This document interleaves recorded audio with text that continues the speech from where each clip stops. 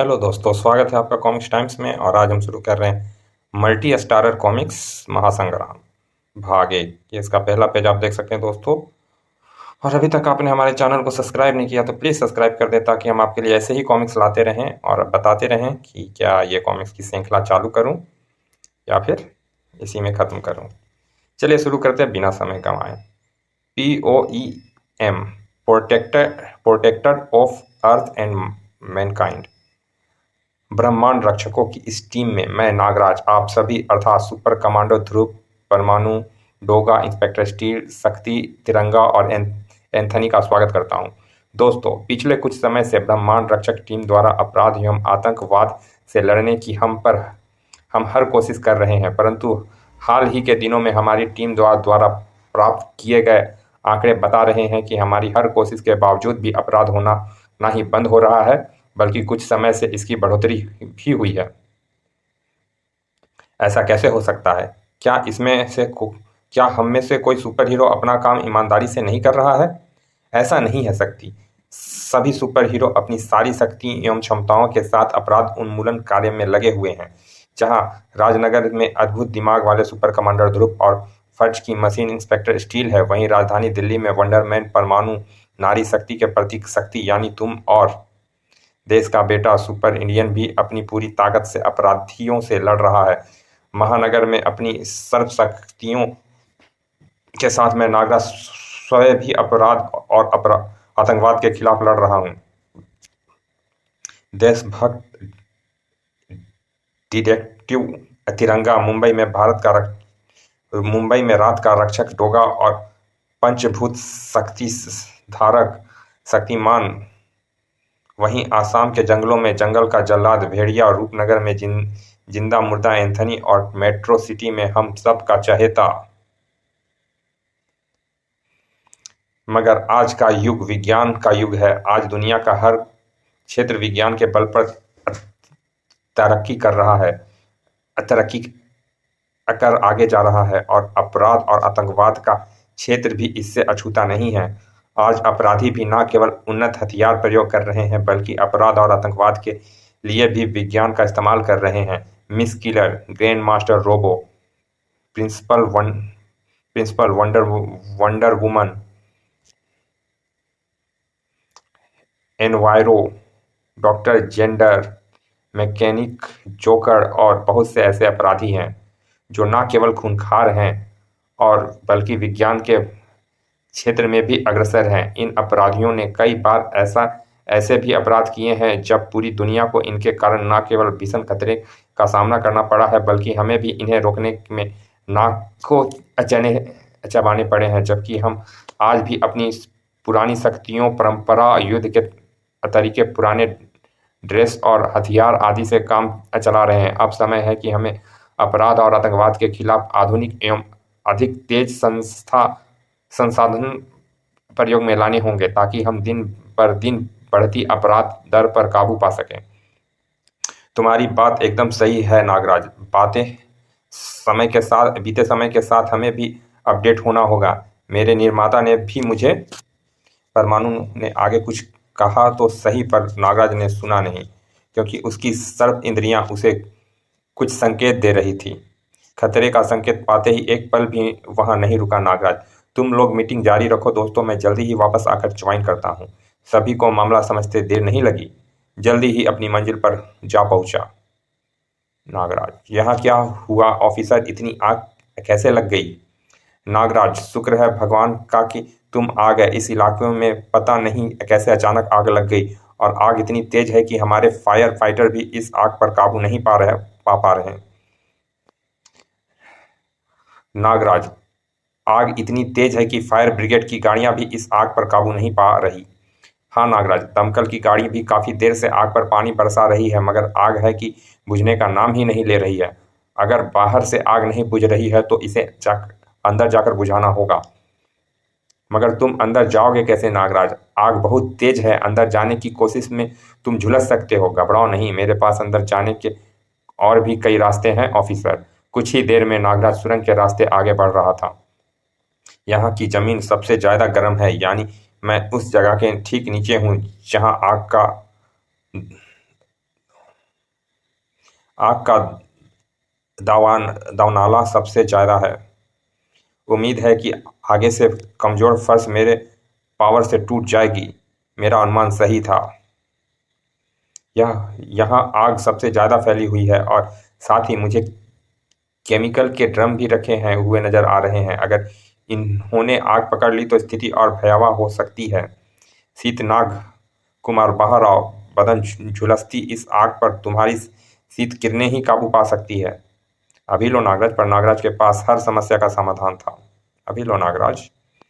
शीतनाग कुमार के कंठ से निकली शीत किरणें कमरे में फैलती चली गई और कमरे में फैली आग तेजी से बुझने लगी। अब ठीक है, अब स्थिति काबू में आ जाएगी। धन्यवाद शीतनाग कुमार। साहसी एक आवाज सुनकर चौंक गया नागराज। यह आग तो सिर्फ तुम्हें बुलाने के लिए लगाई गई थी नागराज। कौन हो तुम और इस तबाही के पीछे तुम्हारा मकसद क्या है? मेरा नाम एक्सेल है नागराज और मुझे तुम्हें मारने के लिए भेजा गया। किसने भेजा है तुम्हें? सॉरी नागराज, पर यह मेरे कॉन्ट्रैक्ट के खिलाफ है। मैं अपने क्लाइंट का नाम नहीं बता सकता। बस इतना जान लो कि मैं एक पेशेवर कातिल हूँ। मेरा एक ही वसूल है नागराज की मुझे अपना कॉन्ट्रैक्ट किसी भी हाल में पूरा करना होता है और अब मैं अपना कॉन्ट्रैक्ट पूरा करके ही जाऊंगा। यानी तुम्हें तुम्हें मार के तुम्हारी मौत अपराध जगत के लिए बहुत बड़ी उपलब्धि होगी। ओह, मैंने अपने जीवन में बहुत सी लड़ाइयाँ में अनगिनत वार खाए होंगे, मगर यह एक्सेल बहुत शक्तिशाली लगता है। अगर इसके 2-4 वार और खा लिए तो यकीनन मेरी कुछ हड्डियां टूट जाएगी। इसीलिए इस एक्सेल को जल्द से जल्द अपने काबू में लेना होगा। यह बचकाने वार मेरा कुछ नहीं बिगाड़ सकते नागराज। एक्सेल ने थोड़ा सा जोर लगाया और सर्प बंधन उसे बांध नहीं रख सके। मेरी मशीनी ताकत के आगे तुम्हारी सर्प रस्सी नहीं टिक पाएगी। सर्प रस्सी नहीं टिक सकती तो मेरी विश्व उपकार के आगे तू भी नहीं टिक सकेगा एक्सेल। यह अभी तुम्हें घुटनों पर ला पटकेगी। सर्प बंधनों से आजाद होते होते एक्सेल पर नागराज ने फेंकी फेंकी पर विश्व उपकार। तुम फिर भूल कर रहे हो नागराज। मैंने तुम्हें बताया था कि मेरा आधा शरीर लोहे का बना है और सांस लेने के लिए मेरी नाक में फिल्टर लगा हुआ है जो मुझे तेरी घातक विश्व उपकार से बचा लेगी। पर तू मुझसे नहीं बच पाएगा नागराज। आज एक्सेल तेरी गर्दन अपने हाथों से तोड़ेगा। मुझे मारने का सपना तो कई वर्षों से पूरा अपराध जगत देख रहा है एक्सेल। मगर आज तक कोई पूरा नहीं कर पाया। आज पूरा होगा नागराज, क्योंकि मैं तुझे खत्म करने के लिए पूरी तैयारी से आया हूँ। एक्सेल के हाथों में फिट यंत्रों से निकलकर गोलियों की बाढ़ नागराज से जा टकराई। मगर शायद तुम्हें भेजने वाले मेरे दुश्मन ने तुम्हें यह नहीं बताया कि नागराज पर गोलियों का असर नहीं होता। और अब यह बात तुम्हें थोड़े दर्दनाक तरीके से समझोगे, क्योंकि तुम्हारे शरीर में चाहे जितने भी लोहा भरा हो, मगर तुम्हारे शरीर को दर्द का एहसास तो होता होगा। नागराज का भरपूर नाग शक्ति से भरा हुआ एक तेज वार एक्सेल के शरीर से जा टकराया। नागराज के वार घने की तरह एक्सेल के शरीर पर पड़ने लगे और एक्सेल का शरीर नागराज के वारों को झेल नहीं पा रहा था। इतना तय था कि नागराज के कुछ और जोरदार वार एक्सेल के शरीर को टुकड़े टुकड़े में तोड़ सकते थे, पर यह तय नहीं था कि नागराज को इतना समय मिलेगा या नहीं, क्योंकि अचानक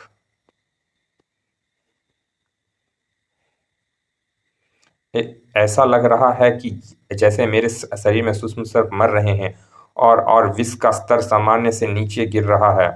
हाँ नागराज, तेरे शरीर के सर्प और तेरा विष जो तेरी मुख्य शक्ति है, दोनों ही खत्म हो रही है। और ऐसा इसलिए है क्योंकि मैंने जो गोलियां तेरे बदन पर चलाई वे प्रति विष सीरम से भरी हुई है और अब धीरे धीरे तेरे शरीर का विष खत्म कर रही है।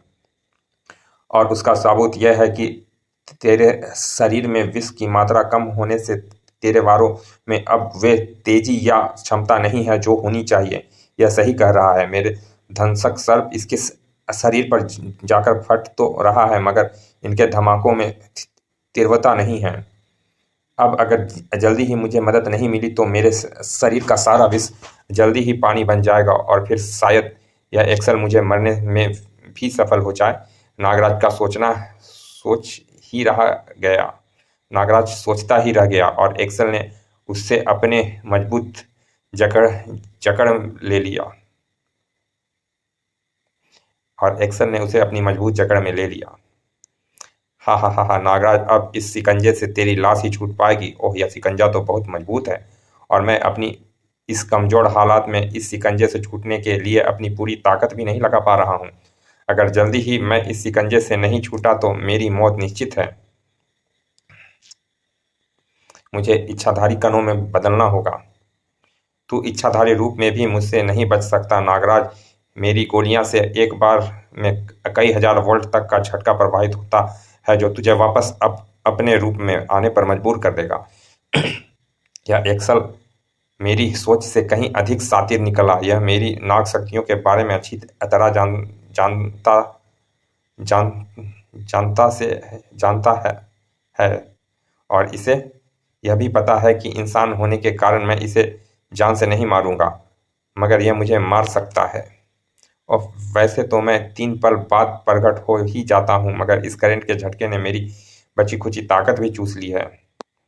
नागराज को शीतनाग के रूप में मदद लेनी पड़ी। घबरा मत नागराज, मैं अभी इसे ठंडा कर देता हूँ। जरूर कर सकते थे सपोले, मगर मेरे शरीर के लोहे के अंगों में लगी बैटरी इतनी गर्मी पैदा कर सकती है जो इस बर्फ को भाप भाप बन के उड़ा सके। तू तो मुझे ठंडा नहीं कर पाया, मगर अब मैं तेरे होश जरूर ठंडा करूंगा। ओह, यह गर्मी मेरी शक्ति को खत्म खत्म खत्म कर रही है। मैं अपने होश खो रहा हूँ। शीतनाग को शक्तिहीन करके तू इस भ्रम में मत रहना कि तू नागराज को कोई नुकसान पहुंचा सकता है। मेरे रहते तो बिल्कुल नहीं। मुझे पता था कि तू नागराज को बचाने की कोशिश करेगी नागिन। सोडांगी को संभलने में करेगी नागिन। ओह, करेगी नागिन, मगर बच नहीं पाएगी क्योंकि मेरा तेज करंट तुझे भी तेरे साथी के पास पहुंचा देगा। ओह, मेरी तंत्र शक्ति इस करंट के घातक असर को रोककर मेरी जान तो बचा लेगी, मगर मुझे शक्तिहीन कर देगी। मुझे संभलने में समय लगेगा, तब तक नागराज को अपनी मदद खुद ही करनी होगी। सोडांगी को संभलने में वक्त लगना था और शक्तिहीन नागराज के पास वक्त ही तो नहीं था। अब सिर्फ तू बचा है नागराज, और अब तुझ तुझे तुझसे को तुझे मुझसे कोई नहीं बचा सकता। यह सच कह रहा है। इस शक्तिहीन अवस्था में मैं इसे नहीं बच सकता। पता नहीं मैंने जो मदद मांगी वे कब तक मुझ तक पहुंचेगी।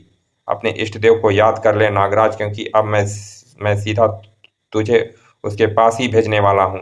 एक्सल के हाथ नागराज की गर्दन पर कस गए। मर नागराज मर। आख लेकिन वह अपने मकसद में कामयाब नहीं हो पाया। उसने वार की दिशा में देखा और दंग रह गया। ओह, किसने वार किया मुझ पर? उसने वार की दिशा में देखा और दंग रह गया।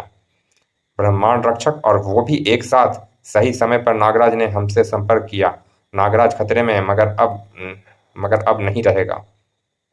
नागराज पर हमला करने की तुम्हारी हिम्मत कैसे हुई? नागराज, घबराओ मत, हम आ गए। तुम्हारे इस इस्पात के शरीर में इतने छेद करूंगा जितने जितने छलनी में भी नहीं होते जितने छलनी में भी नहीं होते। इधर इंस्पेक्टर स्टील, ध्रुव और शक्ति नागराज के पास पहुंच चुके थे। वेमन रिलीज कर रहे। ध्रुव, नागराज के शरीर में कुछ मेटल कंपाउंड है जो एंटी वेनम रिलीज कर रहे हैं, जिसकी वजह से नागराज का जीवन खतरे में पड़ गया है। डोंट वेरी नागराज, तुम्हें कुछ भी नहीं होगा। लेकिन हम नागराज की मदद करेंगे कैसे? स्टील, तुम अपनी एक्सरे विजन से नागराज के शरीर में धंसी गोलियों को ढूंढो, और शक्ति, तुम अपनी हथेलियों के उष्मा से उन्हें एक साथ खींचकर नष्ट कर दो। स्टील के एक्सरे विजन ने सभी गोलियों का पता लगाना शुरू कर दिया और शक्ति की हथेलियों में बसी उष्मा शक्ति ने उन्हें नष्ट करना शुरू कर दिया। नागराज की शक्ति तेजी से लौटने लगी। शुक्रिया दोस्तों, मेरी शक्तियां लौट रही है। अब मैं सब पहले से बेहतर महसूस कर रहा हूँ। उधर बाकी सुपर हीरो ने एक्सेल को आड़े हाथ ले रखा था। और यह मुझे वार करने का मौका नहीं दे रहे हैं। इससे पहले कि तेरा हाल और बिगड़े, अपने भेजने वाले का नाम बता दे। इसे छोड़ना मत। जी तो चाह रहा है इसे उड़ा दूं। बस मेरी परमाणु किरणें अब इसे कैद कर लेगी। जल्दी ही एक्सेल परमाणु रस्सी में कैद था। अब तू यहाँ से सीधा जेल जाएगा। इससे पहले कि परमाणु उसे ले जाता, नागराज ने उसे रोक लिया। नहीं परमाणु, इसे आजाद कर दो।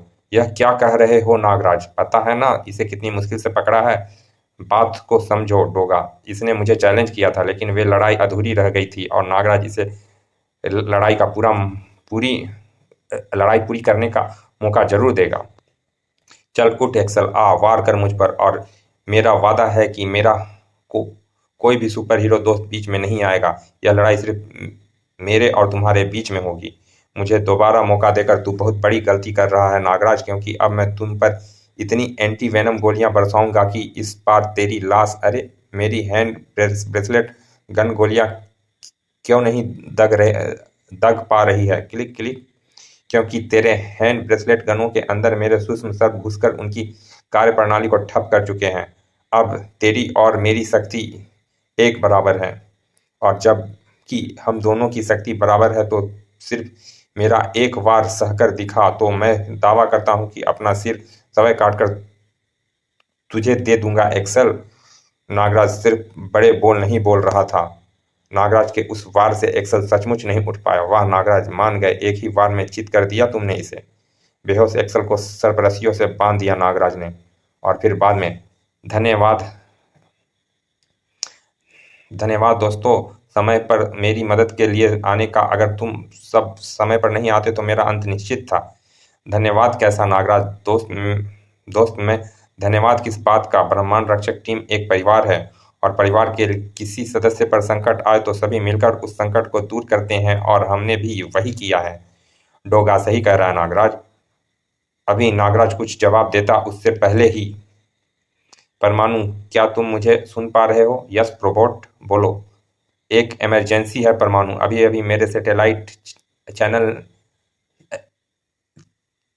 अभी एक इमरजेंसी है परमाणु, अभी अभी मेरे सैटेलाइट चैनल ने पृथ्वी की कक्षा में एक उल्कापिंड को प्रवेश करते हुए देखा है, और इसे अगर रोका नहीं गया तो यह उल्कापिंड इतना बड़ा है जिसकी टक्कर किसी भी एक बड़े पूरे नगर को तबाह कर देगी।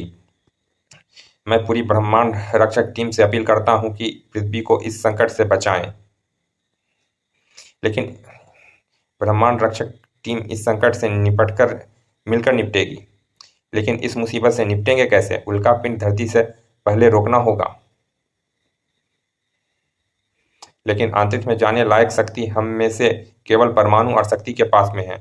घबरा मत दोस्त, मेरी और शक्ति की शक्ति उस उल्कापिंड को रोकने के लिए पर्याप्त है। हम किसी भी कीमत पर उस उल्कापिंड को रोक लेंगे। चलो शक्ति, जाओ परमाणु शक्ति, उल्कापिंड को रोकने के लिए तुम्हारी सम्मिलित शक्ति आवश्यक है। मैं उस शक्ति से मानसिक संपर्क करता हूँ जिसकी शक्ति की इस समय वाकई में आवश्यकता है। नागराज किसी से मानसिक संपर्क स्थापित कर रहा था, और तब तक परमाणु और शक्ति अंतरिक्ष में पहुंच चुके थे। उल्कापिंड सामने परमाणु, और यह पृथ्वी के बहुत नजदीक आ चुकी है। घबरा मत शक्ति, मैं अभी इसे अपने परमाणु छल्ले से छोटे छोटे टुकड़ों में तोड़ देता हूं, ताकि जब इसके छोटे छोटे टुकड़े छोटे हो जाएं तो यह पृथ्वी की कक्षा में प्रवेश करने पर कोई नुकसान न पहुंचा सके। ओह, इसका उल्कापिंड तो निकल रही तेज ऊष्मा ने मेरे परमाणु यंत्रों में व्यवधान पैदा कर रही है। लेकिन ऊष्मा अगर तुम्हारी कमजोरी है तो मेरी शक्ति है। घबराओ मत परमाणु, मैं अपनी ऊष्मा से इसे नष्ट करती हूँ। ओह, उल्कापिंड की सतह से अजीब सी ऊर्जा पैदा हो रही है जो मेरी ऊष्मा को पूरी तरह पिंड तक नहीं पहुंचने दे रही है, और उल्कापिंड के पृथ्वी के बहुत पास आ चुकी है। परमाणु और शक्ति दोनों ही असहाय थे, लेकिन मदद भी दूर नहीं थी, उन मजबूत बाजुओं के रूप में जो उल्कापिंड पर मजबूती से आ जमे और उसे पृथ्वी की तरफ बढ़ने से रोक दिया। घबराओ मत मित्रों, घबराओ मत मित्र। परमाणु शक्तिमान उस उल्कापिंड को पृथ्वी पर पहुंचने नहीं देगा। शक्तिमान, थैंक गॉड तुम आ गए। तो यह है शक्तिमान, पंचमहाभूत शक्ति धारक शक्तिमान, विश्व का सबसे शक्तिशाली इंसान।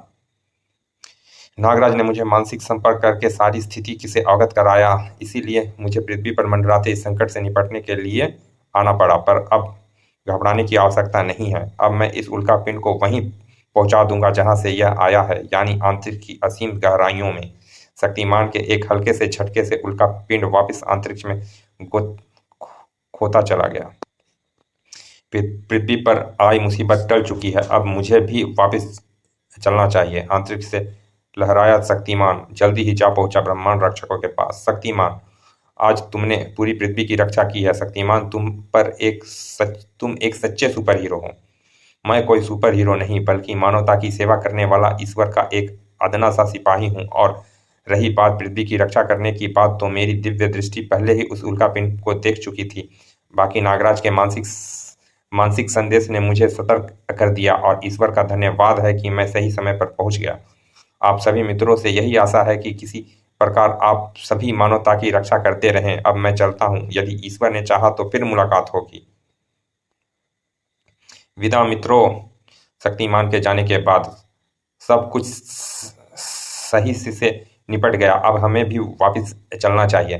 पर नागराज, हमें यह नहीं पता चला कि आखिर तुम्हें मारने का कॉन्ट्रैक्ट एक्सल को दिया किसने।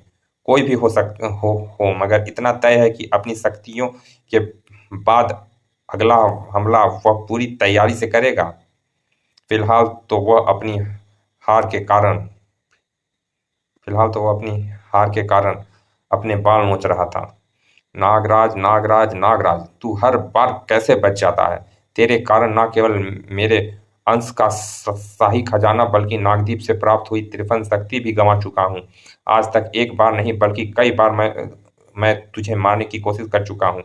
कभी अकेले तो कभी किसी और के साथ, कभी कभी तो सभी खलनायकों के साथ लेकर। लेकिन पता नहीं तू कब मरेगा और मेरे कलेजों को ठंडक पड़ेगी। इस तरह नागराज को कोसने से कुछ नहीं होने वाला है चेले, उल्टा तुम्हें फिर अवसाद का दौरा पड़ेगा। अब देख देख, तेरी जिद के कारण मैंने इस बार कोई यंत्र नहीं बनाया ना कुछ कुछ किया, उल्टे तेरी जिद के कारण एक हत्यारे को नियुक्त किया, उसे प्रशिक्षित किया, नागराज की सारी शक्तियों के खिलाफ उसे तैयार किया। और इस बार वे हत्यारा नागराज को जान से मार ही देता, लेकिन बीच में ब्रह्मांड रक्षकों ने आकर सब बिगाड़ दिया। इसीलिए मेरी सलाह मान और कुछ समय के लिए नागराज को मारने का विचार दिल से निकाल कर कुछ नई शक्तियां अर्जित करने पर ध्यान दे। आपके कहने का मतलब यह है गुरुदेव कि मैं अपने दिल की आग बुझा दूं? जिस नागराज के कारण मैं बर्बाद हो गया उसे छोड़ दूं? मेरी इस अमर अंतहीन जिंदगी का एक ही मकसद है, नागराज की मौत। है शैतान, या तो मुझे नागराज को मारने का कोई रास्ता दिखा, या मेरी इस अमर अभागी जिंदगी को समाप्त करने का। कभी कभी शैतान भी अपने भक्तों की सुन लेता है। क्योंकि तभी गुरुदेव, जरा इधर ध्यान दीजिए। यह क्या मेरा यह यंत्र संकेत दे रहा है? मगर यह कैसे संभव है? कैसा यंत्र? किस तरह का संकेत गुरुदेव? सुन चेले, मैंने नागराज और दुनिया की नजरों से बचाने के लिए इस निर्जन द्वीप पर अपना अड्डा बनाया था, ताकि मैं तेरे लिए कुछ नई शक्तियां इजाद कर सकूं। साथ ही साथ इस द्वीप के चप्पे चप्पे पर मैंने अपने जासूस यंत्र बिछा रखे हैं। अगर कोई भी जानवर या इंसान इस द्वीप पर कदम रखता है तो मेरा यंत्र उसकी सूचना मुझे तुरंत देता है। लेकिन मेरा यंत्र जो तरंगे भेज रहा है उसके अनुसार इस द्वीप पर किसी ने कदम रखा है, और वे ना इंसान है और ना ही जानवर। यह कैसे संभव है गुरुदेव? यह तो मुझे भी नहीं पता, लेकिन उस अंगतुक के पास से प्रचंड शक्तिशाली तरंगे आ रही है, जो हमारे काम आ सकती है। केंटुकी पर केंटुकी दूरदर्शन यंत्र चालू करो और हमें दिखाओ कि कौन है जिसने द्वीप पर कदम रखा। गुरुदेव और नागपाश नहीं जानते थे कि उस द्वीप पर आने वाला वह शख्स कोई और नहीं बल्कि था राक्षस जाति का आखिरी वंश, चंडकाल। हर बहुत मुश्किल से सवय को स्वर्ण नगरी से निकाल कर यहाँ तक लाया हूँ। अगर समुद्र के अंदर भूमिगत ज्वालामुखी के कंपन से भूकंप नहीं आता और मुझे बंधने वाले यंत्र कमजोर नहीं पड़ते, तो मैं कभी स्वतंत्र नहीं हो पाता। और यह सब हुई उस लड़के ध्रुव के कारण, जिसने कोई शक्ति ना होते हुए भी केवल अपने साधारण दिमाग की मदद से मुझे एक बार नहीं बल्कि कई बार न केवल मात दी बल्कि देवों को मुझे बंदी बनाने का मौका दिया। वे भी उन देवों को जो मेरी शक्ति से थर-थर काँपते थे, पर अब मैं आज़ाद हो चुका हूँ और इससे पहले कि देव मुझे ढूँढते हुए यहाँ तक आ जाएँ, मुझे न केवल अपने लिए कोई सुरक्षित स्थान खोजना होगा बल्कि उनसे बदला लेने की योजना भी बनानी होगी। देव और ध्रुव के बारे में सोचता चंडकाल यह नहीं जानता था कि वे गुरुदेव और नागपाशा की निगाहों में है। वे हमारे यंत्रों की सीमा के अंदर है। मैं अभी उसे हमारे पारदर्शित यांत्रिक गोले में कैद कर रहा कैद कैद और हमें वहां प्रेरित करता हूँ। गुरुदेव ने यंत्र से कुछ छेड़छाड़ की और चंडकाल एक मजबूत पारदर्शी गोले में कैद हो गया। यह क्या, किसकी हरकत है? यह किसने चंडकाल को कैद करने की चेष्टा की है? अब तुम हमारे कैदी हो अजनबी। कौन हो तुम? इसीलिए हम तुम वही अब तुम हमारे कैदी हो अजनबी, इसलिए अब तुम वही करोगे जो हम तुम्हें करने को कहेंगे। कौन हो तुम? तुम्हारा मालिक नागपाशा। मूर्ख नागपाशा, जिसके स्वयं अनगिनत गुलाम हो, उसे गुलाम बनाने की कोशिश करके तुमने अपनी जिंदगी की वे गलती की है जिस पर अब तुम पछताने का भी मौका नहीं मिलेगा। असंभव, इसने तो यांत्रिक गोले को तोड़ डाला। यह तो हमारी सोच से कहीं ज्यादा ताकतवर निकला। चलिए दोस्तों, इस कॉमिक्स का पहला भाग यहाँ समाप्त करते हैं। मिलते हैं इसके दूसरे भाग में। और अभी तक आपने हमारे चैनल को सब्सक्राइब नहीं किया दोस्तों, तो प्लीज़ सब्सक्राइब कर दें ताकि हम आपके लिए ऐसी ही कॉमिक्स लाते रहें। चलिए मिलते हैं इसके दूसरे भाग में, तब तक के लिए धन्यवाद। विदा।